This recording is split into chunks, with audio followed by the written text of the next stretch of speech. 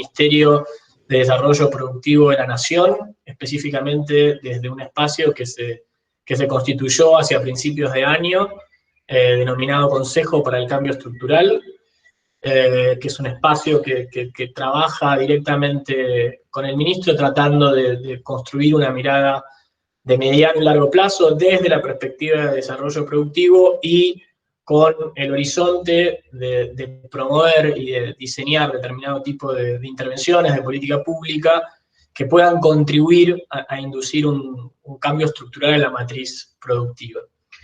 El trabajo que vamos a ver a continuación, ese consejo lo venimos trabajando también en particular con la Universidad de San Martín, y por eso el motivo de estar llevando adelante este workshop conjuntamente con ellos. Podrán estar viendo que se está grabando. Bueno, simplemente una breve presentación de quién va a ser el moderador, que soy yo. Mi nombre es Hernán Bravo, y para quienes no me conocen, yo estuve participando de la coordinación técnica del Consejo, y ahora, bueno, en particular colaborando en el acompañamiento, llamémoslo así, del proyecto que llevaron adelante Pablo, Graciela, Juan José, y que involucró la interacción justamente con el Ministerio de Salud, que hoy lo tenemos representado a través de la figura de Carlos Maya, que va a ser una de las presentaciones. Sobre el objeto de la presentación, prefiero que hablen los expositores mismos, con lo cual, para no perder tiempo, paso a presentarlos y ya arrancamos. Quienes van a llevar adelante la presentación, por muchos de ustedes ya bastante conocidos, de parte del SEUR, del CONICET, vamos a tener la presentación tanto de Graciela Gutman. Ella es coordinadora del área de Economía Industrial y Economía de la Innovación en el SEUR CONICET, y Pablo Lavarello, también investigador principal del CONICET y actualmente director del SEUR CONICET,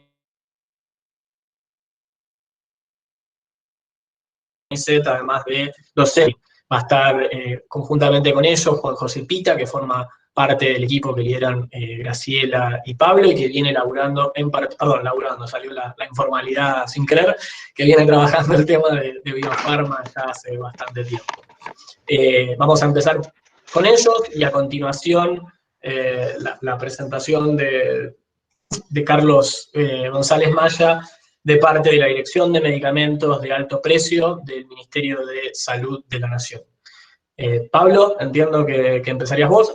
Perdón, simplemente una breve referencia a cómo vamos a trabajar en términos de dinámica. La idea es que tengamos las dos presentaciones. Aspiramos a tratar de hacerlo en el orden de los 25 minutos cada una, tratando de no pasarlo. Ya, Pablo, yo voy a ser molesto cuando nos pasemos demasiado, por lo menos. 20, 25 minutos estemos en esa órbita, y así damos después pie al intercambio, que valga la aclaración, como esto es hecho en el marco también de un trabajo a pedido del Consejo para el Cambio Estructural, la discusión va a tener también utilidad en términos de poder recabar aportes que puedan ser útiles a la sofisticación del planteo. Pablo.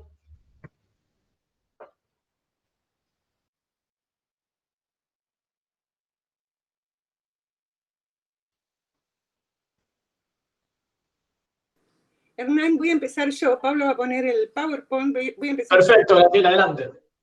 Pero primero tiene que compartirlo en pantalla, sí. Sí, en este momento ya se está compartiendo, ¿eh?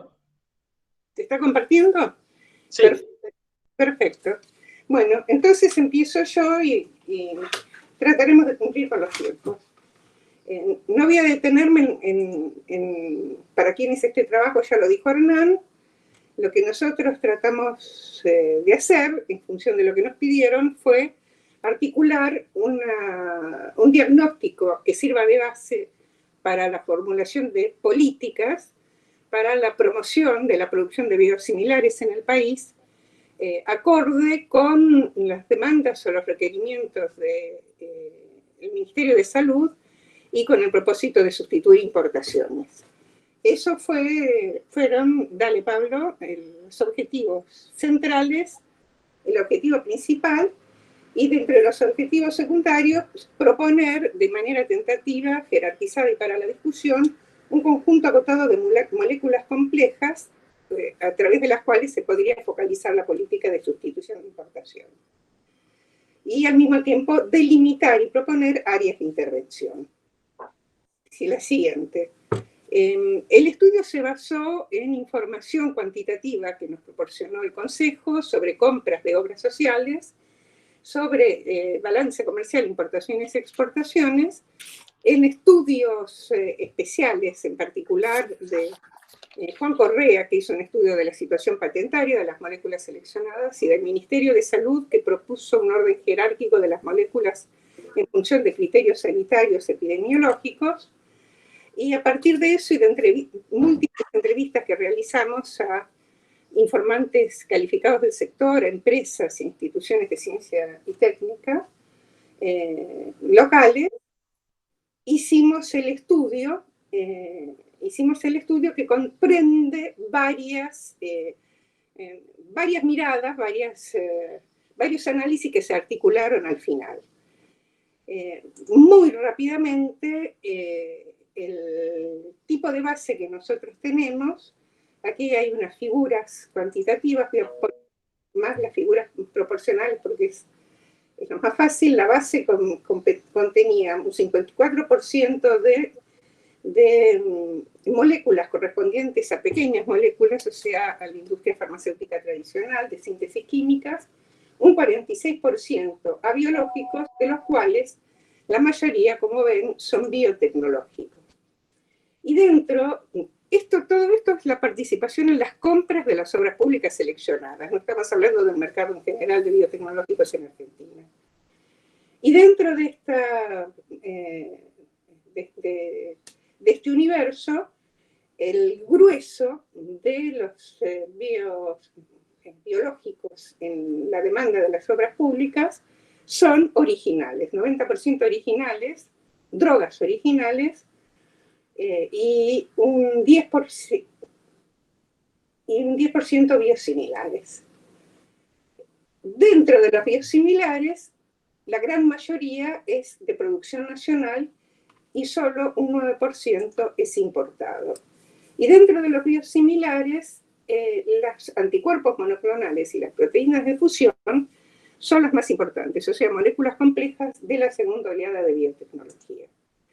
El primer análisis a partir de esta base de información consistió en jerarquizar y tipificar la información recibida, y de esta manera pudimos presentar 4 segmentos de mercado dentro de los 50 primeros biotecnológicos en función de la demanda de las obras sociales, 4 segmentos de mercado definidos, por una parte, sobre si se trataba de moléculas de la primera generación de biotecnológicos o de la segunda, los más complejos, y de si eran mercados abastecidos exclusivamente por empresas multinacionales o por empresas nacionales, o se trataba de mercados en donde había disputas, si dijimos, entre empresas multinacionales y empresas nacionales. Vamos a ir muy rápido, las preguntas después podrán aclarar algunos elementos metodológicos si ustedes tienen interés, pero aquí lo que este segmento muestra, además, adicionalmente, incluimos otro segmento que lo llamamos otros. Estos son moléculas que no forman parte de las primeras o de las 50 primeras en orden de jerarquía de compras, pero que consideramos que son importantes tener en cuenta en una política de promoción de biosimilares en el país, en particular porque se trata de moléculas en donde los laboratorios públicos pueden tener un rol importante. Resumiendo lo que vemos en esta filmina, este primer análisis permitió identificar entonces un conjunto de 30 moléculas, es el primer cuadrante, segunda generación no disputado, porque en total, aunque solamente identificamos para el cuadro a los primeros, se trata de 30 moléculas que son totalmente provistas por empresas multinacionales, que alcanzan al 70% de las compras de biológicos, de las obras sociales seleccionadas, y que son provistas mayoritariamente por un oferente, un proveedor, una empresa multinacional y eventualmente un par de empresas comercializadoras que tienen la distribución de estos productos realizados por las empresas multinacionales. Luego también hay un segundo cuadrante en donde hay 3 moléculas complejas de segunda generación, en donde hay participación de empresas nacionales, en algunos casos importantes y en otras incipiente, pero son 3 que representan el 18% de las compras. Y tenemos los otros 2 segmentos con participación total de empresas nacionales, que es Erythropoietin y Filastrin, con baja representación en las compras, y el siguiente también con baja representación, aunque un poquito más, en donde son moléculas de primera generación, o sea que tienen ya larga trayectoria en el mercado y que son además también en algunos casos producidas por empresas nacionales, donde hay una fuerte presencia de empresas multinacionales. Este primer conjunto de moléculas, las primeras 50 moléculas en esta clasificación, fueron sometidas luego a distintos análisis para llegar a una propuesta de síntesis de las moléculas que podrían ser la base de una política de sustitución de importaciones. Esos análisis son los que va a presentar Pablo ahora: el análisis de la balanza comercial, el peso en el déficit de la balanza de biotecnológicos de estas moléculas, el estudio patentario de las mismas, la situación patentaria, para ver cuáles son las que podrían avanzar más rápidamente, que fue realizado por Juan Ignacio Correa, la jerarquía que el Ministerio de Salud tiene en cuenta respecto de estas moléculas principales, y evaluaciones cualitativas surgidas de la entrevista acerca de la mayor o menor exigencia en cuanto a capacidades locales para avanzar hacia la sustitución de importaciones. Pablo, tu turno. Sí, bueno, buenas tardes. ¿Me escuchan? Bueno, sí, un primer elemento adicional, digamos, de estas moléculas biológicas, biotecnológicas, nosotros recurrimos a información de aduana y calculamos lo que vendría a ser el balance comercial biológico, biotecnológico, y lo que vemos que es gran parte del déficit es justamente explicado por esa selección del primer y segundo cuadrante en lo que se llama ahí biotecnológicos de segunda generación. No obstante, el gran peso, que sigue siendo importante y persistente, en el 2016-2019 se evidencia una caída leve respecto al periodo 2012-2015 por decisiones tomadas de política en el 2012-2015. En cuanto a exportaciones, bueno, los biológicos de segunda generación, los biotecnológicos de segunda generación no muestran todavía una inserción exportadora, salvo un leve crecimiento que ahí se ve en el segundo periodo. Está explicado principalmente las exportaciones por biotecnológicos de primera generación y por biológicos extractivos. Llama la atención la pérdida en volumen de exportaciones de biotecnológicos de primera generación. Concentrándonos en los 2 primeros, digamos, en lo que son los biotecnológicos de segunda generación, que veíamos que eran los que tenían más importancia, lo que hicimos fue identificar un conjunto de 9 moléculas que explican el 60% del déficit de biotecnológicos de segunda generación, ¿no? Es una muestra más que importante de esto, y ahí podemos ver lo que pasa al interior en los últimos años. Digamos, las que están en amarillo son las moléculas rituximab, bevacizumab y etanercept. Vemos que hay una caída en las importaciones, ¿no? Una caída sensible a las importaciones que obedece en parte, sobre todo se ve el periodo del rituximab cuando se lanzó al mercado local el biosimilar, y el bevacizumab luego, que en parte esto está asociado justamente a la existencia de una competencia local. Pero al mismo tiempo vemos acá otro conjunto de moléculas como el pertuzumab, pembrolizumab, nivolumab, que van creciendo y van teniendo más importancia en las importaciones y luego en el déficit, con lo cual son un blanco importante, un objetivo importante de sustitución de importaciones.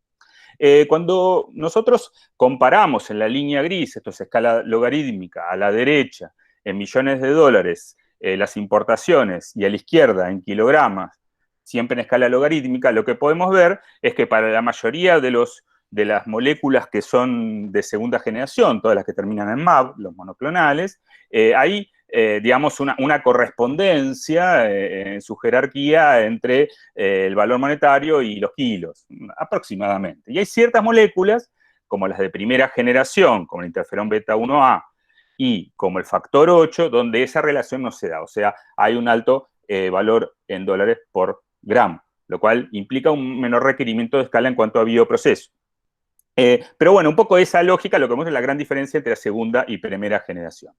Un aspecto importante a la hora de definir política, que para nosotros mostrarlo era de importancia, es ver por un lado la diferencia de precios entre lo naranjita, que es la molécula importada, y lo más bordeaux, que es la molécula nacional similar, sustituida de importaciones. Y vemos la diferencia de precios, que en todos los casos es positiva, es importante. En algunos casos se redujo porque el mismo hecho de existir competencia nacional hizo caer el precio de la importada. Estos son precios calculados a partir de los convenios de las obras sociales, fuente que presentó Graciela.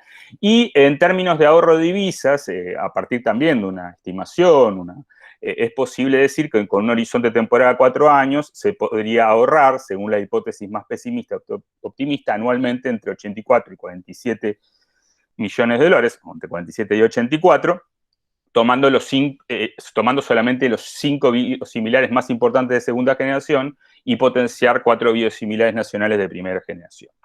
Digamos, esto es un poco como síntesis de dos grandes objetivos que ustedes pueden ver de política, y ahora pasamos un poco, de acuerdo a lo que dijo Graciela, a presentar un poco, digamos, cuáles son las moléculas que podemos establecer como ejercicio muy tentativo y obviamente a discutir como un bloque de moléculas en instancias interministeriales, etc. Digamos, es muy importante tener en cuenta que esta prioridad resulta de la combinación de otras, ¿no? Entonces, nosotros, ¿qué tuvimos en cuenta? Por un lado, bueno, el segmento al cual pertenecen, el ranking en el monto de obras sociales, el ranking de prioridad sanitaria establecida en un trabajo que fue un insumo muy importante de este estudio, que fue realizado por el Ministerio de Salud, lo que surge del análisis que hizo Juan Ignacio Correa de propiedad intelectual, donde se vio la situación patentaria en la Argentina, el potencial de ahorro de importaciones, calculando las importaciones en el 2019 y el crecimiento en el periodo reciente, la escala, la capacidad de producción requerida en gramos, kilogramos, y de ahí surge este indicador de prioridad ordenado, ¿no? Y algún comentario más sobre la propiedad intelectual.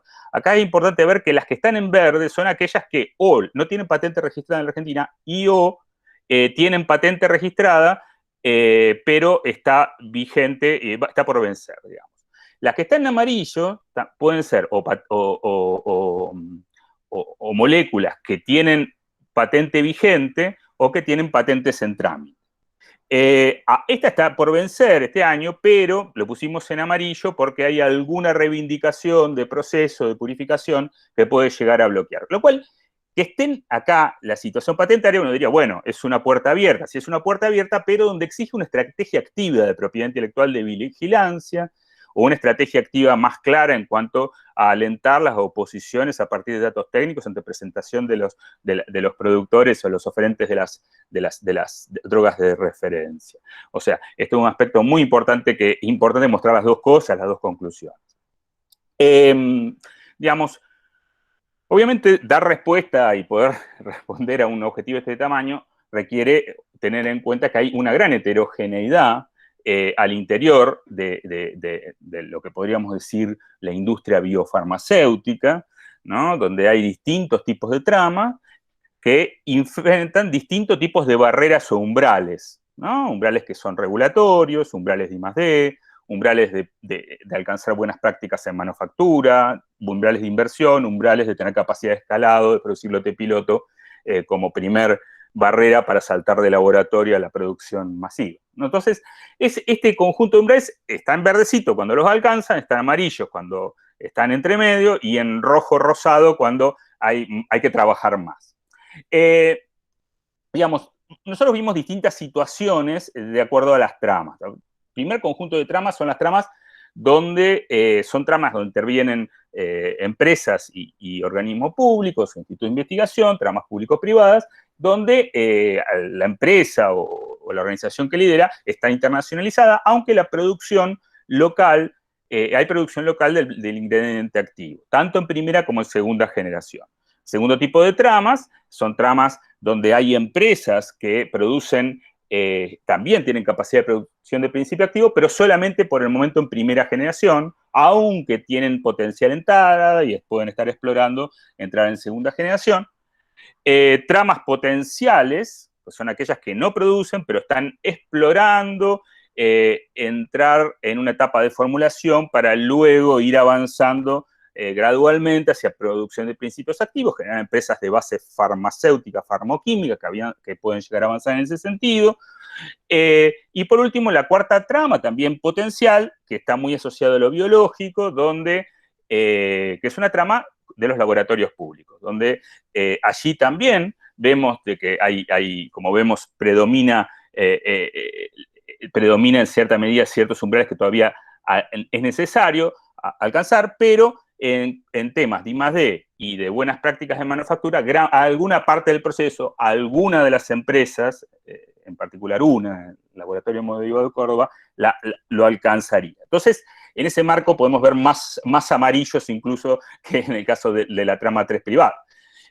Bueno, dicho esto, esta diferenciación por trama, también es importante mencionar de que además de los umbrales de inversión, de investigación y desarrollo, hay temas que no vamos a poder detenernos ahora, pero podemos discutirlo después, distintos temas de problemas de coordinación, tanto público-privada, que son los que generalmente uno más presta atención, pero también problemas de coordinación privado-privado, particularmente en la trama 3, muchas veces hay problemas de acceso a ciertos principios activos producidos localmente. Hubo casos donde quedaron proyectos cortados porque no se cumplió previsionamiento de esto a partir de acuerdos previos. Problemas de acceso a envasado. Hay una serie de common goods, de activos que está presente. Y por el otro lado, en público-privado, uno ve también algunos problemas de coordinación. Podemos hablar mucho de eso, porque una cuestión que se identificó es la importancia para aquello que es biosimilares, avanzar en buenas prácticas de laboratorio para garantizar documentación de acuerdo al requisito regulatorio desde el principio del desarrollo. Bueno, dicho esto, y yo creo que ya estamos por alcanzar al tiempo acordado, podemos señalar en forma muy general, digamos, nosotros hicimos un análisis que distinguía según intervenciones, según distinto tipo de tramas. No vamos a presentarlo en detalle, sino a hacer más bien una síntesis, de que hay 5 grandes áreas estratégicas de intervención. En primer lugar, un área estratégica de intervención asociada a la institucionalidad. O sea, es muy importante para este tipo de políticas tengan efecto que en primer lugar, que haya una articulación, como pudimos ver, y que fue interesante en este trabajo para elaborar los estudios, entre distintos ministerios. Ministerio de Salud, en este caso Ministerio de Desarrollo Productivo, Ministerio de Ciencia y Técnica, Agencia Nacional de Promoción de la Innovación. Esto es fundamental, y lo que también es importante es que el lugar de decisión de las áreas de vacancia esté coordinado al más alto nivel de jerarquía institucional, porque en la medida en que queda una subsecretaría, una secretaría o incluso de un ministerio, es muy difícil juntar todos los elementos como para avanzar en una política que requiere avanzar y articular más que muchas veces hacer grandes inversiones. Entonces, desde esa perspectiva, la articulación intraestatal es muy importante, y la articulación público-privada obviamente también, para promover complementariedades e identificar cuellos de botella a medida que se avanza en la implementación. Digamos, en cuanto a áreas de intervención más concreta a nivel de instrumento, la compra gubernamental aparece como un área privilegiada donde se requiere avanzar mucho todavía en adecuar, ampliar el alcance de la ley de compra nacional, una ley reciente del 2018, y que en realidad es gubernamental, extendiéndolo a organismos descentralizados, a provincias. Las provincias tienen sus propias leyes, pero habría que ver la manera de extensión de aquella más potente. Trabajar sobre los requisitos, ¿no? Sobre los requisitos para acceder a la compra, o sea, la preferencia de precio no es lo más relevante en este caso, porque vieron que no tenemos un problema de que haya menores costos locales que las de las importadas, sino otro tipo de requisito que hay que analizar en detalle. En términos de marcos de incentivos y aprendizaje regulatorio, ahí es necesaria una estrategia diferenciada según el tipo de trama, el tipo de molécula, digamos, en cuanto a lo patentario, mantener un poco la estrategia que se ha llevado hasta acá adelante desde el 2011, mantener una alta altura inventiva para evitar el patentamiento menor y el bloqueo por parte de las drogas, de las moléculas o drogas ya instaladas en el mercado, acompañado de una activa estrategia de vigilancia tecnológica de moléculas e impulso, incluso, como decíamos, a las presentaciones por oposición en casos de bloqueos, ¿no? Entonces, para esto es central, y esto lo queremos marcar, dotar de mayores recursos al INPI, al Instituto Nacional de Propiedad Intelectual, para que avance en la digitalización, digamos, el acceso a la información de patentes para vigilancia tecnológica es central.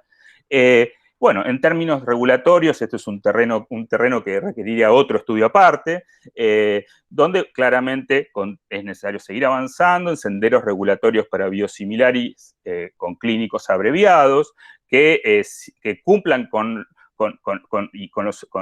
las exigencias internacionales adaptadas claramente al contenido nacional, a la realidad nacional, con una estrategia activa de acompañamiento para aquellos que entran en la producción de biosimilares. Hay algún programa para innovadores que es interesante, vimos como muy interesante y con altas potencialidades para biosimilares. En cuanto a esto, obviamente, lo compra gubernamental y en cuanto al marco de incentivos, obviamente requiere ser acompañado por cierta protección selectiva de capacidades de I+D, de producción, diferenciadas según trama. Hay un conjunto de instrumentos que fueron importantes en el pasado y seguramente pueden seguir cumpliendo un rol importante, como el FONTAR, FONARSEC, obviamente trabajando sobre los requisitos, lo de buenas prácticas de laboratorio, buena práctica de manufactura es importante. Un poco lo que decíamos antes, ampliación de la tutoría, acompañamiento a firmas desde la ADMAT, y la formación en buenas prácticas de laboratorio a institutos de investigación para aquellos segmentos que van a ser biosimilares. No todo laboratorio no tiene que cumplir buena práctica de laboratorio. Eso es una cuestión que va a aquello orientado a la producción. Y por último, y ya cerrando, una cuestión que surge crucialmente, que generalmente uno dice primero, pero en este caso lo decimos último, pero no quita que sea muy importante, bueno, el reforzamiento presupuestario de las áreas de investigación, de ciencia y técnica, es crucial en todo este tipo de políticas, al mismo tiempo de generar ciertos apoyos más orientados, en el caso de biosimilares, o sea, una cosa, todavía una línea de, obviamente, investigación básica, innovativos, pero hay algo que es muy importante, todos aquellos, la promoción de aquellas áreas de vacancias asociadas a aumento de la productividad de las líneas celulares, de bioprocesos y de nuevas indicaciones, surgen las entrevistas como un tema importante. Digamos, y un poco también muy importante es que hay una gran capacidad existente en lo que es escalado, ya sea en el INCU-INTA, en la planta de biotecnología del INTI, en el PROIMI de CONICET. O sea, ahí hay una capacidad y sobre todo una experiencia acumulada que es muy importante. Entonces, a la hora de diseñar una política, fortalecer esas capacidades para la etapa, sobre todo, de escalado, en la etapa de desarrollo de lotes chicos para la parte regulatoria, creemos que es muy importante. Alguna cuestión de llenado y finalizado también aparece en las entrevistas, donde, bueno, hay distintos esquemas posibles y algunas de las instituciones que nombré antes también tienen algún avance en ese sentido, alguna cosa planificada, aunque no concretada. Bueno, esto sería un poco la presentación, espero no haberme excedido en demasiado tiempo y bueno. Pasé a la última filmina que yo... Las últimas filminas, sí, disculpe. Bueno, no, lo que queríamos con esta última filmina es recapitular un poco serenamente las conclusiones a las que llegamos. Una primera conclusión general que Pablo la acaba de resumir rápidamente, que no está en esta filmina, es que lo que resulta del trabajo es que las barreras a la entrada están no tanto asociadas a las capacidades de producción que hemos visto que existen, sino, ni tampoco a la escala de inversión productiva necesaria para los ingredientes farmacéuticos activos, sino, sobre todo, a la experiencia en la producción, al alto costo e incertidumbre de los estudios clínicos, y este es un problema que vale la pena remarcarlo, que se requieren para la aprobación de cada molécula, y articulado estrechamente con ello al aprendizaje regulatorio. Estos son los elementos centrales en donde se deberían focalizarse. Una segunda cuestión para la discusión que hay que tener en cuenta es que la selección de moléculas a las que nosotros llegamos se basan en las compras de las obras sociales seleccionadas, que si bien representan un porcentaje importante del mercado, no es el 100%. Y que son moléculas que, algunas de las cuales ya son viejas, entre comillas, es decir, hay nuevas moléculas que están entrando en el mercado que van a competir con las que nosotros hemos estudiado, lo cual señala absolutamente la importancia de una vigilancia estratégica permanente de las condiciones del mercado mundial y de las condiciones de patentabilidad existente en estas moléculas. Por último, lo que esta filmina señala como importante es lo que Pablo indicó en primer lugar, la necesidad de articular a partir de una alta jerarquía interministerial las decisiones que se tomen en este área de sustitución de importaciones y promoción de biosimilares en función de la demanda pública, que incluya por lo menos el Ministerio de Desarrollo Productivo y sus distintas instancias, el Ministerio de Salud y el Ministerio de Ciencia y Técnica. Luego, promover la articulación público-privada en el desarrollo de biosimilares, cosa que ya se está dando, que se dio en el pasado reciente y hay una experiencia que vale la pena recuperar. Y también para, en el largo plazo, empezar a pensar en la producción de biotecnológicos originales y no solamente biosimilares. El tercer punto es la importancia que nosotros consideramos central de tener políticas industriales diferenciadas según el tipo de trama, más allá de políticas comunes o generales. Y esto tiene que ver con las 4 tramas que hemos identificado en este estudio.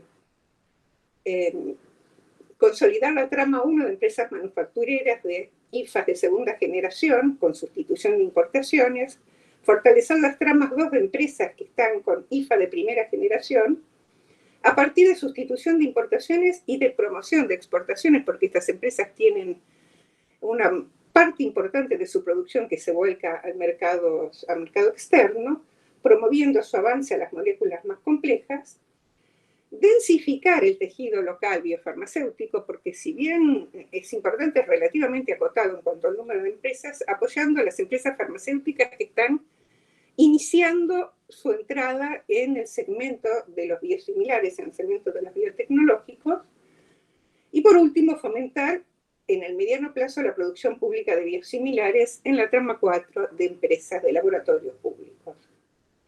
Y finalmente, lo que ya Pablo dijo al final, apoyar y fortalecer con los recursos financieros, equipos y recursos humanos necesarios las capacidades existentes en infraestructura pública y de I+D. Estas son las conclusiones a las que arribamos.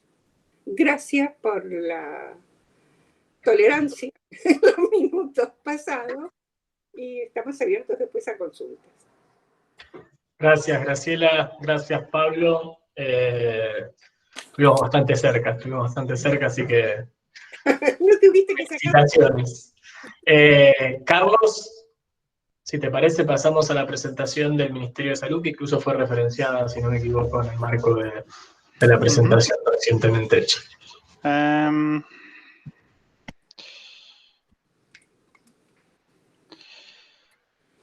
Acá. Bueno, ¿se ve bien? No los veo si me dicen. Sí, que ahora sí, ahí se está compartiendo. Perfecto.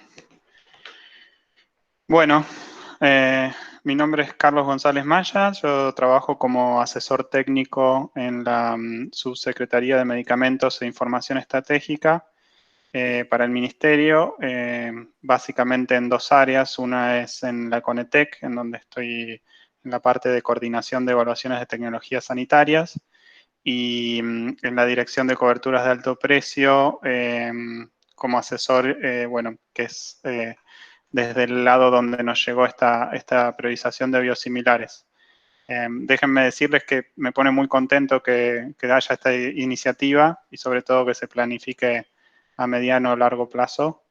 Es un tema, el tema de los biosimilares, que vengo viendo desde hace tiempo. Yo antes de esto trabajaba en PAMI y bueno, es un tema que vengo siguiendo desde el punto de vista de cómo adoptar los biosimilares. Creo que es un tema que, si quieren, después se puede discutir si les interesa, pero si tenemos, digamos, si tenemos una buena producción de biosimilares, tenemos competencia, les puedo decir, yo soy médico y sé cómo piensan muchos de mis colegas, y si no logramos convencer a los médicos con el sistema de salud que tenemos y el sistema judicial que tenemos en la Argentina, por eso involucraría también a una pata judicial dentro de este proyecto. Si no logramos convencer a los médicos de que usen los biosimilares, por más que los produzcamos en el país, nunca vamos a lograr que se adopten, y ese es un problema y uno de los mayores desafíos que creo que en su momento lo mencionaron hace poquito, que se adopten los biosimilares y que logremos que los médicos lo usen, porque lamentablemente hoy por hoy tenemos un sistema de que si un médico prescribe por una marca y se llega a la justicia y un juez dice que hay que dar esa marca, lamentablemente termina dándose esa marca. Así que bueno, me pone muy contento a ver que podamos, que estemos colaborando desde el Ministerio de Salud con esto. Les vamos a mostrar un poco cómo hicimos para hacer la priorización de los biosimilares en función de una lista de 9 biosimilares que nos pasaron. Nos pasaron una lista de los sulfasa alfa, serliponase alfa, nivolumab, trastuzumab, bevacizumab, pertuzumab, panitumumab, adalimumab y pembrolizumab. A fin de poder obtener una lista de priorización desde el punto de vista sanitario, nosotros consideramos que los sulfase alfa y serliponase alfa desde el punto de vista sanitario eran para patologías ultra poco frecuentes, de muy baja prevalencia, ultra raras, que se usan para patologías que quizás no tendrían un gran impacto poblacional, así que ya del vamos las descartamos y trabajamos sobre el resto. Así es como nos quedaron 7 tecnologías que hicimos un sistema de priorización. ¿Cuáles fueron los criterios de priorización que utilizamos? De alguna forma adaptamos algunos criterios de priorización que habíamos usado para el sistema de priorización de la CONETEC. Para los que no saben lo que es la CONETEC es la Comisión Nacional de Evaluación de Tecnologías en Salud, que básicamente hace una evaluación de las tecnologías, evalúa el costo-beneficio y define si es una tecnología que vale la pena aportar recursos para eso. Como se imaginarán, recibimos muchísimos pedidos, recibimos más de 100 pedidos de tecnologías para evaluar, y no tenemos la capacidad técnica ni operativa para analizar todo, así que tuvimos que desarrollar un criterio de priorización que es inédito. Yo me haría decir quizás en América Latina, sobre cómo priorizar qué drogas o qué tecnologías, mejor dicho, vamos a evaluar, porque siempre uno tiene que elegir las más prioritarias. Así que tomamos algunos criterios de lo que habíamos implementado en la CONETEC, que usamos esa experiencia y desarrollamos estos criterios de priorización como para seleccionar dentro de estas 7 cuáles eran las más prioritarias. Uno de los criterios que utilizamos fue el impacto en la equidad y obviamente se le asignó un mayor puntaje a las tecnologías que podrían afectar la equidad y el acceso a la salud. Para esto usamos la metodología propuesta por un sistema que se llama GRADE, en donde se trata de responder si hay algún grupo, escenario o persona o paciente que se va a ver beneficiada desde el punto de vista del acceso a la salud. No los quiero aburrir con todas las cuestiones técnicas, pero básicamente nos queríamos responder si el hecho de que esta tecnología se adopte o se implemente o se haga un biosimilar y se aumente el acceso a esa tecnología, eso iba a favorecer a un grupo más desfavorecido o iba a incrementar la inequidad que ya existe dentro del sistema de salud que ya tenemos y todos conocemos dentro del país. En cuanto al impacto clínico e impacto poblacional, fue otro de los criterios. ¿Cómo medimos el impacto clínico e impacto poblacional? Bueno, para esto tomamos en cuenta 3 variables.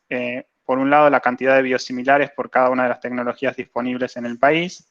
el número y tipo de indicación terapéutica y la población blanco que tenía cada una de las tecnologías, es decir, para qué se usaban cada una de las tecnologías. Y por otro lado, algo muy importante es cuánto impactaban estas tecnologías, es decir, si estas tecnologías realmente cambiaban la vida de la gente, porque, como sabrán, hay muchas tecnologías que se utilizan, pero quizás hay mucha presión comercial o lo que sea para usarlas, pero después cuando van a ser usadas en los pacientes no le cambian en gran magnitud la vida a los pacientes. Así que eso nos pareció que era un dominio a tener en cuenta que era muy importante. En cuanto a la cantidad de biosimilitudes por cada una de las tecnologías, relevamos cuántos biológicos de referencia había y cuántos biosimilares había actualmente en el Kairos y en la ANMAT, y bueno, hicimos un puntaje que iba de 0 a 3 puntos. Obviamente le dimos más puntaje a los que no había ningún biosimilar en el mercado, y si tenían más de 3 biosimilares dentro del mercado, le dimos un puntaje de 0. Otro de los aspectos que tuvimos en cuenta para este dominio fue la cantidad de indicaciones aprobadas por medicamento y la población blanca para cada una de las tecnologías evaluadas. Para ello, hicimos un relevamiento de las indicaciones aprobadas por la FDA de Estados Unidos, porque en general eso se correlaciona muy bien después con qué indicación está aprobada en Argentina. Suele preceder por poco tiempo que una indicación terapéutica de un fármaco sea aprobada por la FDA para que después eso se apruebe en Argentina. Así que nos pareció que era una forma de evaluar un poco mejor o un poco más ampliamente o sensiblemente cuáles eran las indicaciones aprobadas para cada una de las tecnologías. También hicimos una revisión literaria y vimos cuáles eran las enfermedades con mayor incidencia o prevalencia en nuestro país según sexo y cuáles producían mayor mortalidad. De las indicaciones aprobadas que tenían estas drogas, cuáles eran las que tenían más incidencia y más mortalidad. Y según se asignó un puntaje, según la indicación registrada en la FDA, según las que tenían mayor incidencia y mayor mortalidad. Todo esto en el caso de las drogas oncológicas. En el caso del adalimumab, por ser la única droga que no tenía una indicación oncológica, pero que tiene una aprobación para múltiples patologías que causan gran afectación de la calidad de vida, que son patologías en general reumáticas, le consideramos y le otorgamos el mayor puntaje al adalimumab. En cuanto a los cánceres, bueno, estos son los cánceres con más frecuentes en hombres, en mujeres, y la última columna muestra el total. Si uno suma, cáncer más frecuente es el de mama, el de colon, y eso es en cuanto a la cantidad de cáncer, a la cantidad de personas afectadas por el cáncer, y a la cantidad de personas que el cáncer mata. La que más personas mata es el pulmón, después viene la mama, el colon y por último el páncreas. Así que bueno, indicamos de 0 a 3 de vuelta, 0 puntaje, 0 puntos era que no estaba indicada para ninguna de las enfermedades más frecuentes o que causaban más mortalidad, y 3 puntos si esa droga estaba usada para 3 o más enfermedades oncológicas que fuesen frecuentes o que causasen gran número de muertes en nuestra población. Y el impacto clínico, que era lo que les mencionaba antes, lo consideramos como varias drogas tienen más de una indicación, consideramos el impacto clínico en la indicación más frecuente, o sea, para lo que más era usada esa droga, según la frecuencia que reportaran de cáncer en nuestro país. Los desenlaces, obviamente, consideramos desenlaces más importantes para evaluar el impacto clínico, como sobrevida global, sobrevida libre de progresión, calidad de vida o discapacidad, y se le asignó mayor puntaje a los medicamentos en donde el impacto era considerado alto. Por ejemplo, a las tecnologías que afectan directamente la sobrevida del paciente se le dio una puntuación mayor a 3. Mientras que las tecnologías que cambiaban, por ejemplo, no sé, un análisis de laboratorio, un parámetro de función pulmonar o un parámetro que se llama sobrevida libre de progresión, que no se sabe si eso se correlaciona con calidad de vida o con sobrevida global, le dimos un puntaje menor. Bueno, 0 consideramos si no tenía impacto clínico y 3 si tenía un alto impacto clínico. Un alto impacto clínico, por ejemplo, podría ser que la droga aumente la sobrevida de al menos 6 meses y mantenga la calidad de vida. Un impacto moderado sería que mejore en 6 meses la sobrevida libre de progresión, que como les decía es un desenlace que hoy por hoy está en discusión si es tan importante como la calidad de vida o como la sobrevida global. Bueno, este es el puntaje general y todos los criterios disecados de cómo nos dio cada uno de ellos. Al final, ¿cuál es el puntaje final? Obtuvimos el nivolumab y el pembrolizumab, son los que más puntaje obtuvieron. Después venía el pertuzumab y el panitumumab. Y por último, el bevacizumab, adalimumab y trastuzumab. Hay que recordar que el nivolumab y el pembrolizumab son dos drogas que tienen el mismo target molecular, un mecanismo de acción muy parecido y comparten muchas indicaciones. Es decir, bueno, eso es un comentario, y que el pertuzumab es una droga que al momento de decidir la producción hay que acordarse que siempre, o en general la mayoría de las indicaciones, se da asociado a otra medicación. Es decir, si uno decidiera producir pertuzumab, hay que acordarse que en general se da asociada a otra medicación. Y bueno, este es el equipo técnico del ministerio que lo desarrollamos, fue Manuel Bertiler que dirigió el equipo, Manuel Donato y bueno, Carlos González Maya, que soy yo.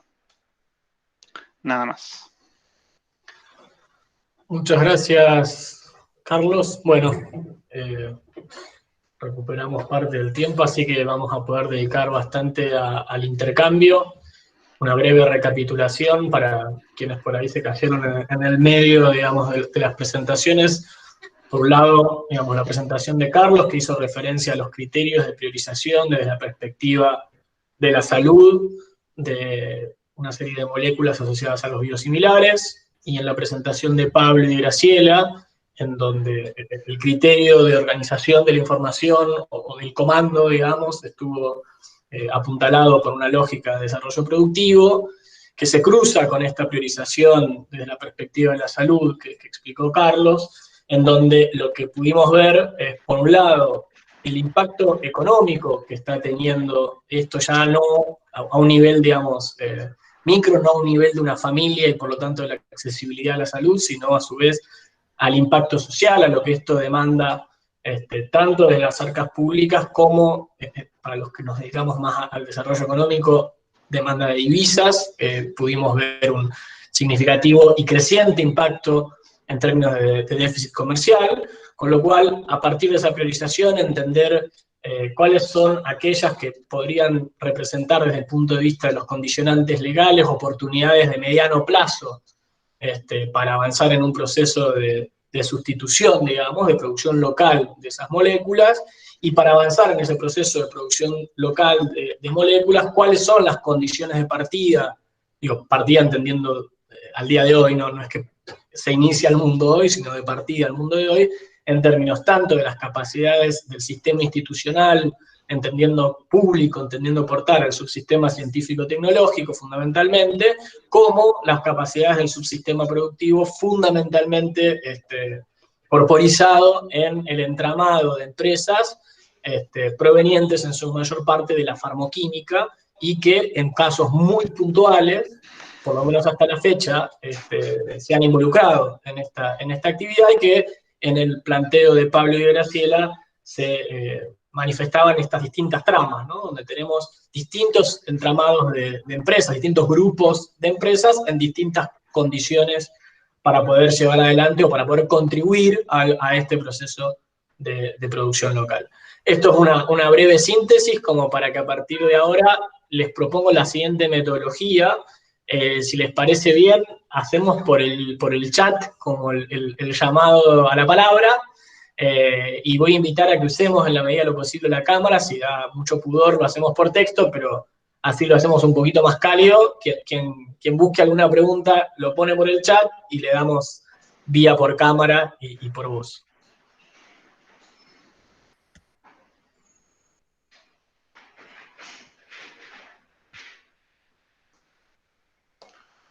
Sí, Carlos Bertoli.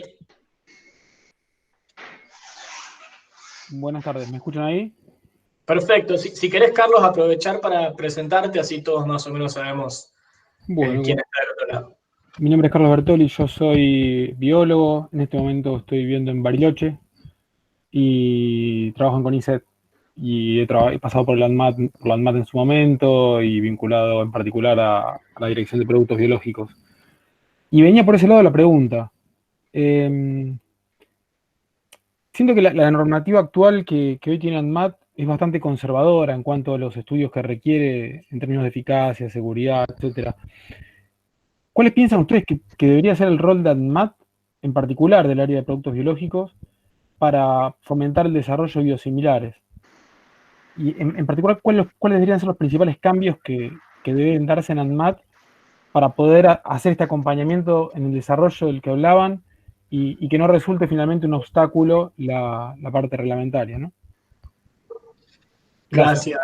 Carlos, si les parece bien, Pablo, Graciela, Carlos, si sumamos en la medida de lo posible 2 preguntas más, o 1 o 2 preguntas más, así que si alguien más quiere tomar la palabra, gracias, Carlos Bertoli, por la pregunta.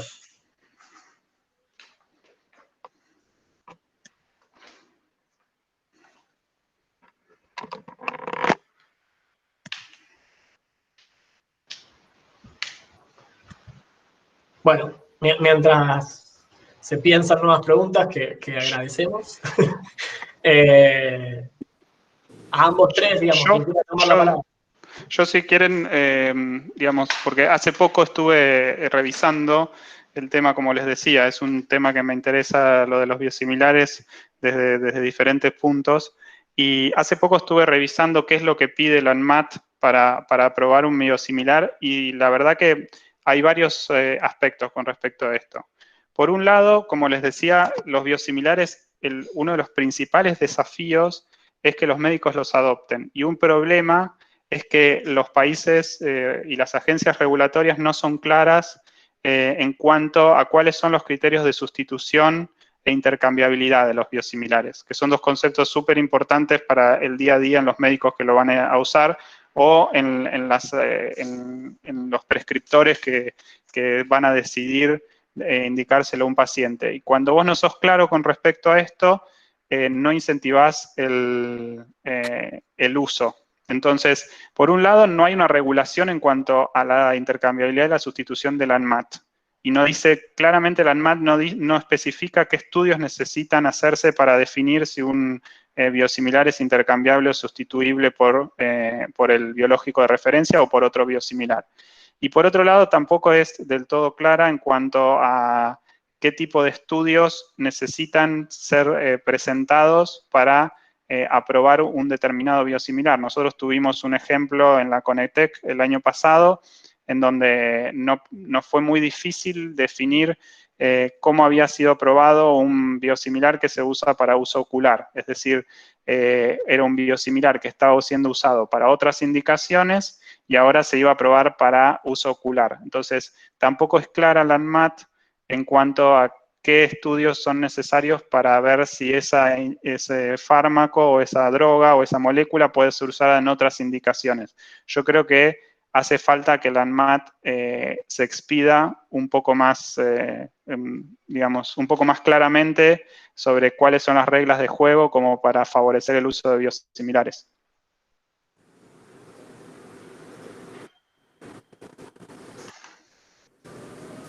Hernán, estás muteado. Gracias, Carlos. Perdón, no sé si no, hay varias intervenciones, así que por ahí daría paso. No sé si quieren agregar algo ustedes. No, perfecto. Miguel Maito, lo menciono porque agrega algo en relación a este tema específicamente antes de pasar a Zulma Ortiz y a Eduardo Spitzer. Miguel, no sé si querés presentarte. Sí, cómo no. Mi nombre es Miguel Maito, yo soy gerente de regulaciones sanitarias de SILFA, que es la Cámara Industrial de Laboratorios Farmacéuticos Argentinos. Si les parece, les puedo hacer una referencia sobre el tema regulatorio. Las normas de ANMAT fueron dictadas en el año 2011-2012, siguiendo las recomendaciones de la guía de la OMS. Que se exige para todo ya lo que es la presentación de un biotecnológico innovador o un biotecnológico que se registre por primera vez en la Argentina, se requiere la presentación de toda la documentación completa, estudios preclínicos y clínicos.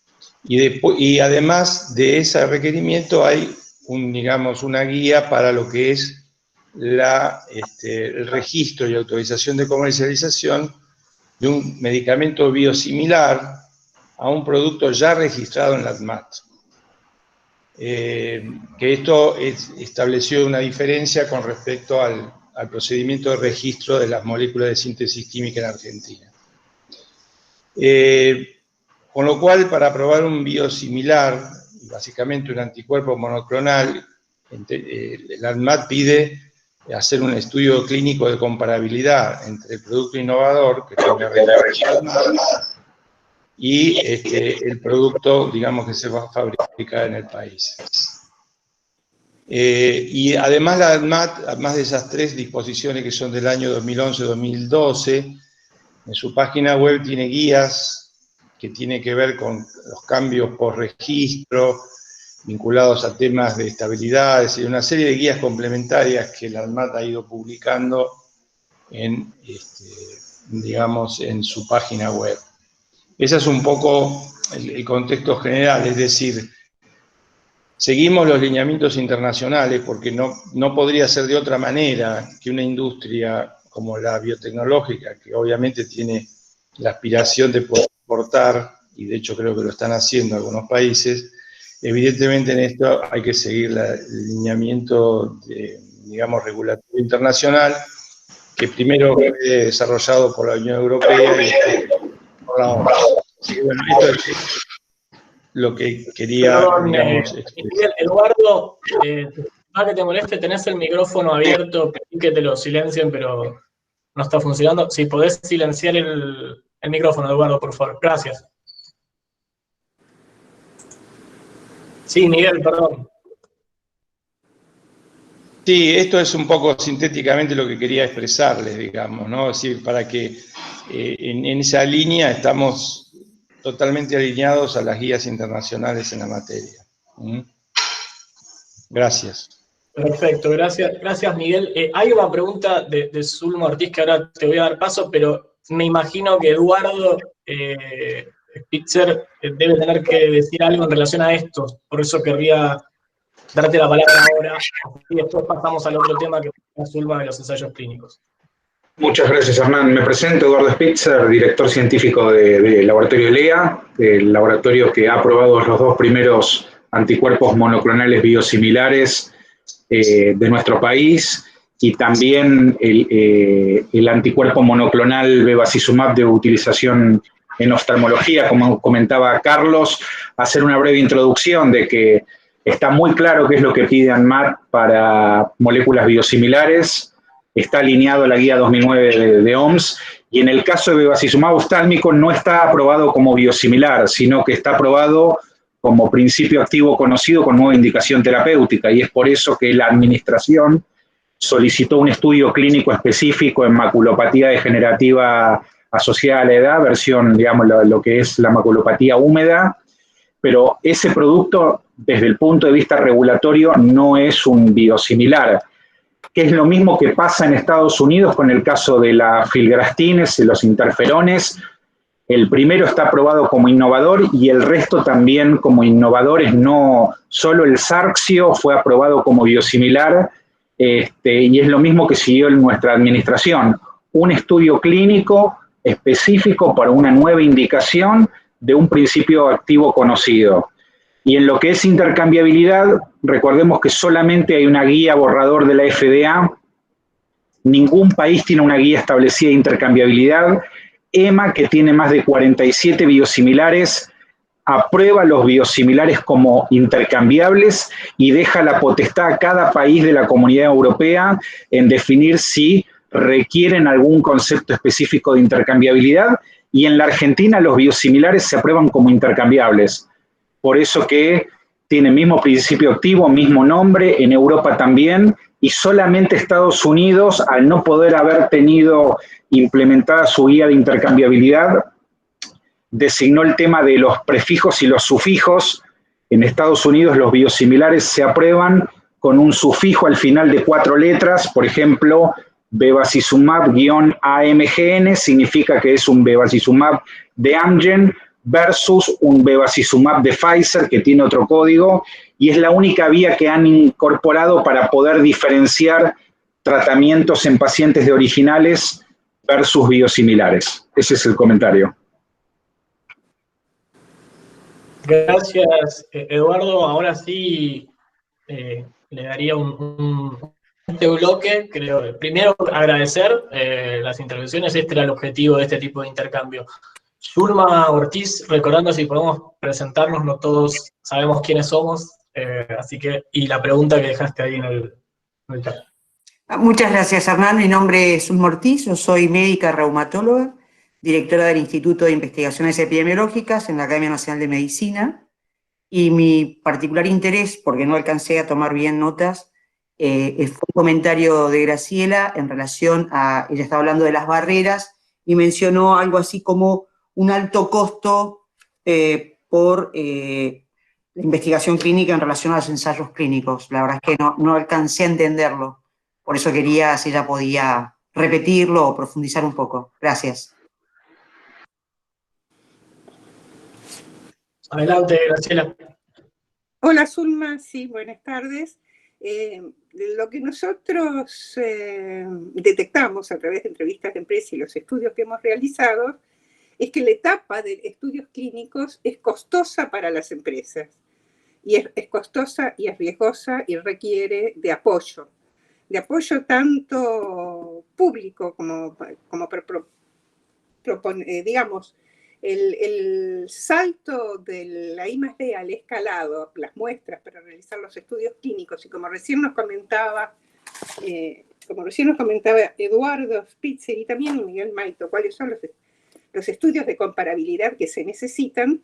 Hay que tener el producto original para compararlo, para demostrar la biosimilitud o biosimilaridad, y eso implica inversiones y costos elevados. Pablo, ¿vos querrías agregar algo más sobre este punto?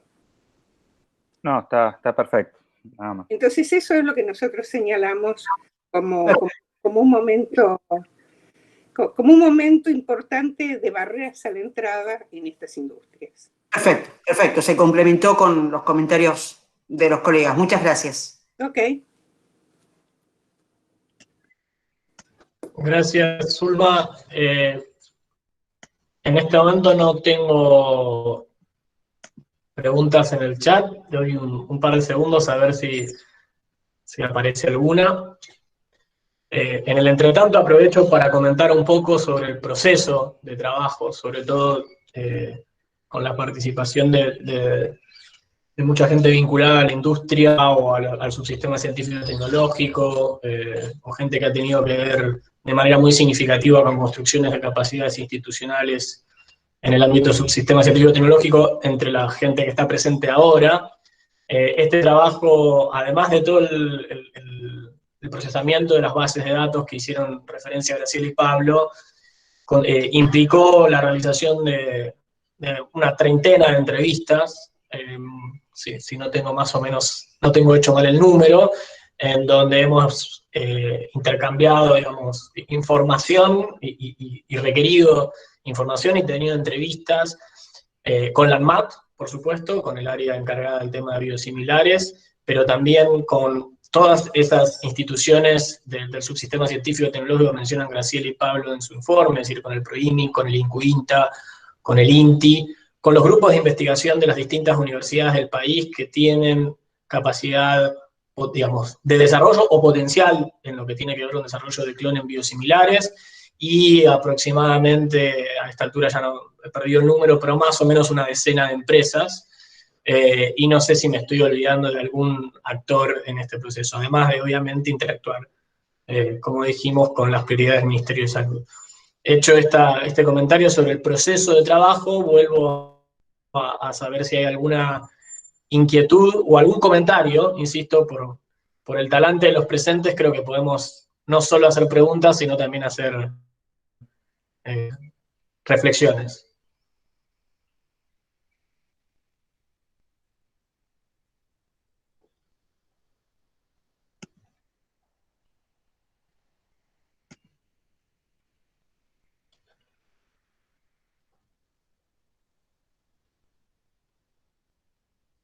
Bueno, ahí sí, Zulma, gracias. No, me queda, o sea, me queda como un vacío en relación a las intervenciones, sobre todo de Miguel y de Eduardo, en el rol de ANMAT, a propósito de una de las preguntas, y esto que trae también Graciela en relación a la investigación clínica. Es como que de golpe hay como una brecha, por lo menos es lo que me llevo y lo que me queda flotando para seguir incursionando. Hay como una brecha en relación a la normativa, en tanto las exigencias y estas dificultades que se transforman como una barrera bastante grande, pensando en lo que podría ser la producción. A lo que ahí sí yo me siento más cómoda para opinar, en línea con lo que pedías, Hernán. Hay también una gran dificultad en relación a la investigación clínica en el ámbito, sobre todo, del subsector público, en relación a que, digamos, hay muchísimo para trabajar también ahí en relación a aumentar las capacidades. La gran mayoría de las investigaciones de la naturaleza de los ensayos clínicos se hacen en el ámbito privado. Entonces, es como que esto que busca potenciar, ¿no?, del sector de gobierno, del sector público, en alianza, obviamente, la producción de biosimilares, lo que tiene muchos desafíos y ahí, de nuevo, me llevo esta cuestión de la regulación. Por ahí alguien más puede complementar en esta línea de reflexión, ¿no? Gracias, Zulma. Les voy a devolver después la palabra a quienes expusieron, pero paso primero por Ethel Terreno, si estás por ahí. Sí, sí, estoy, perdón, estoy con una computadora que no tiene cámara. Adelante, igual. Bueno, tenía esa inquietud en relación... Si podés presentarte, Sí, Ethel, cómo no. te agradecemos. Soy socióloga, trabajo en forma independiente y, bueno, hace un tiempo que estoy en temas de salud. Soy absolutamente ignota, no soy conocida y en este momento no estoy vinculada a ninguna institución. Lamentablemente. Tenía la inquietud de saber si se sabe cuáles son las escalas mínimas de producción de estas moléculas de las cuales ustedes estaban hablando en otros países, que un poco también daría la idea de qué volumen, digamos, haría falta o sería el necesario para poder costear un ensayo de los que se requiere para ser habilitado. Dale, Pablo. Sí, no. Bueno, respecto a la pregunta de Ethel, bueno, en cuanto a la escala productiva, ¿cuál es la mínima, no? Digamos, nosotros no hicimos un cálculo en relación a gastos a costos clínicos para sacar la escala productiva. Lo que hicimos es digamos, en algún estudio previo que se realizó, que no para este estudio particular, pero lo que hicimos fue ver las escalas de producción de biosimilares de una muestra de alrededor de 70 plantas que uno pudo recopilar y ver cuáles son las escalas de producción que permitieron un crecimiento más alto en las ventas. O sea, como un indicador aproximado de ciertas escalas que permitieron crecer. Y no hay una relación clara, o sea, las escalas más grandes pueden llegar a 15.000 litros, como una planta como la que tienen la de las empresas multinacionales o de las grandes coreanas, pero no hay una relación clara entre crecimiento de ventas de biosimilares y escala. Existen muchas experiencias de empresas con 4.000, 3.000, 2.000 litros incluso en segunda generación que tienen un crecimiento importante. Obviamente lo que te estoy contentando no responde exactamente, pero lo que un poco indica de que hay margen de entrada a partir de una estrategia con capacidad de producción en litros, capaz no tan grande, pero que se compensa con mayor productividad de las líneas celulares, con mayor flexibilidad a partir de sistemas más basados en single use, un esquema donde se permite más producir con bolsas descartables sin tanto costos fijos. Pero bueno, digamos, yo creo que no hay digamos, ahí hay variabilidad. Ahora, Respecto a lo clínico, obviamente, que en el biosimilar la barrera va a ser más baja que en el innovador, y en el biosimilar de segunda la barrera va a ser más alta que en el biosimilar de primera generación. Una cosa adicional respecto a esto que Pablo comentó, es también que las escalas mínimas en la mayoría de los casos presuponen articulación mercado interno-mercado externo, porque efectivamente el costo de inversión es muy grande y la demanda interna no siempre alcanza para absorber toda la producción posible, así que hay una articulación también con mercado externo. Perfecto. Sí, y también lo pensaba en relación a esto que salió antes de cuán costoso podría ser un ensayo clínico. Es que el ensayo clínico es un costo inmenso y que después se va a prorratear, digamos, según la curva de ventas que pueda hacer el laboratorio y cuándo va a poder hacer un break-even con eso. Si la curva de ventas es relativamente amesetada, bueno, es como muy largo el plazo para poder amortizar ese costo, ¿no? Muchas gracias. Gracias, Ethel. Bueno, ya caminando hacia el final, no sé si alguna referencia, primero alguna pregunta adicional. Estaríamos ya, si no... No, yo por ahí me permito, si me perdonás, Hernández, contestarle a... Sí, cómo no. A Zulma, sí. Hoy en día, teniendo un avance tecnológico tan grande, donde la similaridad analítica ya no es el cuello de botella. Vos antes tenías que demostrar que una innovador y un biosimilar son a nivel de secuencia de aminoácidos, glicosilación, todo idéntico. Hoy en día está muy superado. El cuello de botella es la investigación clínica por dos principales motivos. Primero, los pacientes seguramente ya están en el tratamiento con la molécula innovadora y hay un compliance, hay una adherencia muy difícil de romper. Y segundo, es la adquisición del producto de referencia, porque casi todos los estudios son contra una rama control, que es el original, y como el fabricante de esa molécula original no te quiere dar su molécula para que le hagan la copia, uno termina yendo a empresas especializadas que te venden miles de unidades, miles de jeringas, miles de viales de esa molécula original a un precio que es, te diría, de 15 a 20 veces más caro que si lo hubiese ido a comprar a una farmacia. Entonces, al final del día, el desarrollo del clon, la molécula, te puede haber costado unos pocos millones de dólares, pero el desarrollo clínico no baja de los 50 millones de dólares, inclusive para un biosimilar.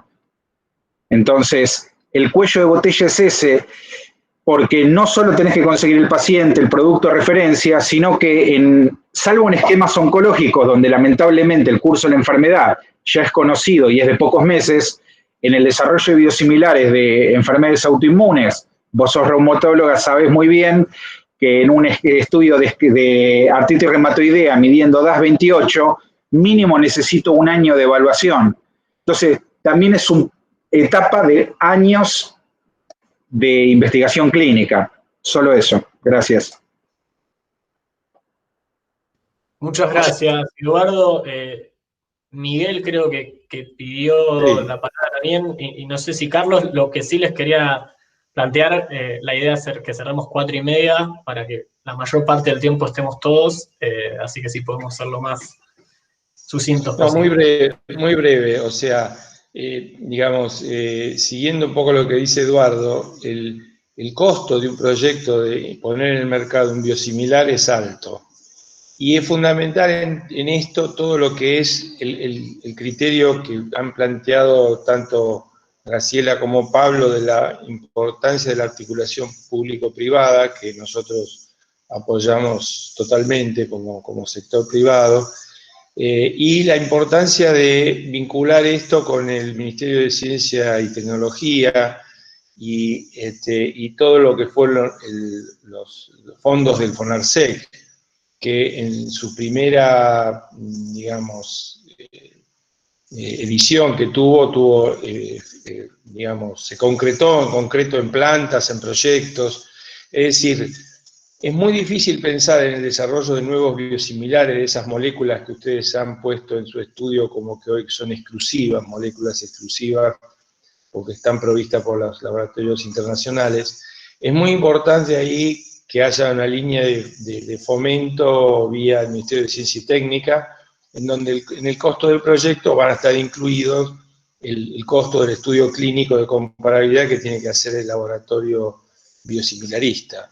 Entonces esto para nosotros es crucial, para el país es crucial. Si queremos ir reduciendo el déficit comercial externo en materia de medicamentos, y ustedes lo han mostrado, el impacto que ha tenido las importaciones de medicamentos biotecnológicos en los últimos 8 o 9 años ha sido muy significativo. Así que creo que ahí hay un camino que recorrer y que no solo involucra al Ministerio de Ciencia y Técnica, sino también al Ministerio de Desarrollo Productivo.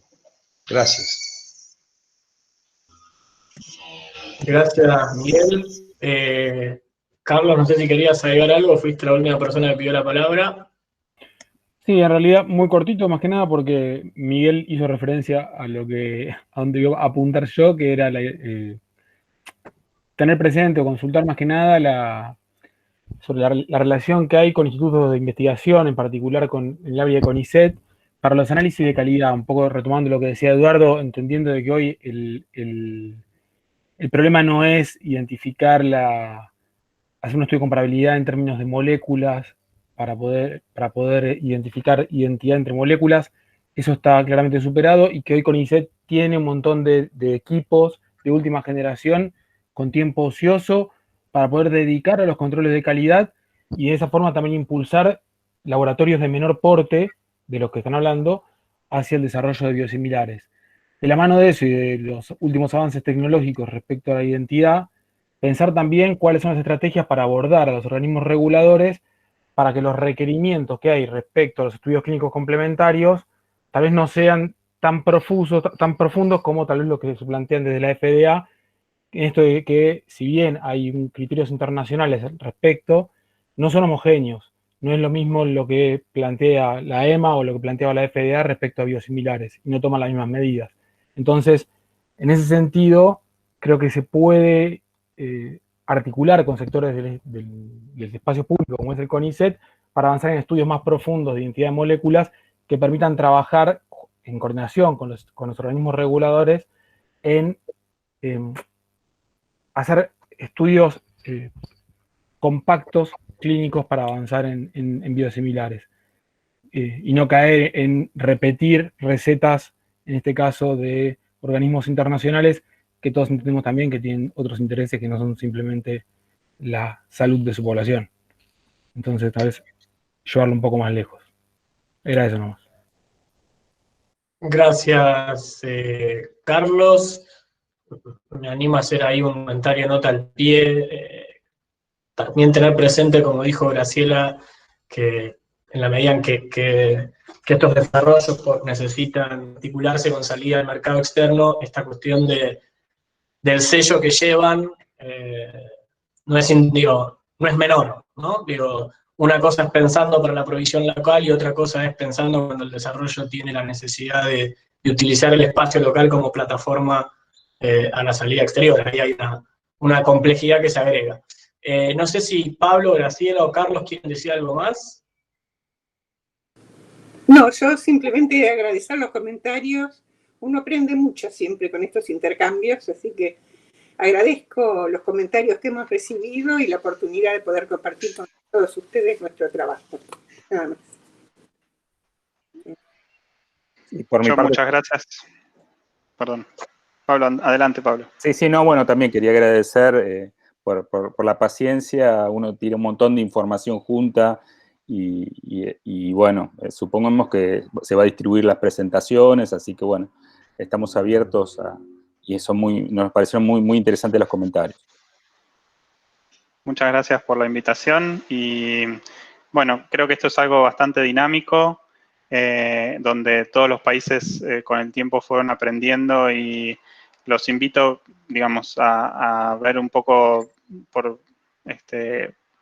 investigar y explorar cómo están haciendo el resto de los países. Alemania está hace poco sacó una ley y el Congreso se está ocupando de los biosimilares, por lo tanto este es un tema que es importante y está en la agenda política sanitaria de todos los países. Y los invito a ver lo que ha hecho hace poco Alemania, lo que está haciendo Estados Unidos en cuanto a, insisto con esto de la intercambiabilidad, la sustitución y la claridad.